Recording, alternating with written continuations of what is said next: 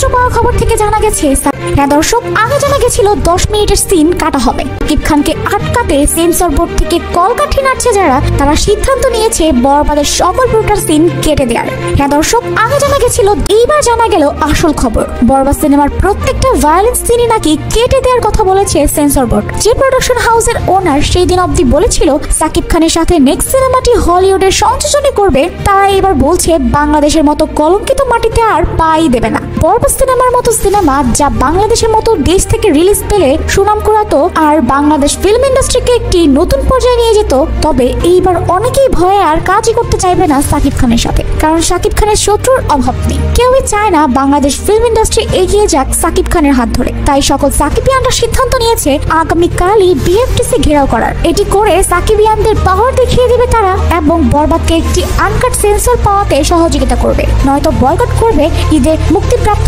সকল সিনেমা। তো দর্শক, আপনি আছেন তো সাকিব খান ও বরবাদের পাশে? অবশ্যই কমেন্ট করুন, যত খুশি তত, যেন এই নিউজটি সকল সাকিবিয়ানদের কাছে পৌঁছে যায়। আর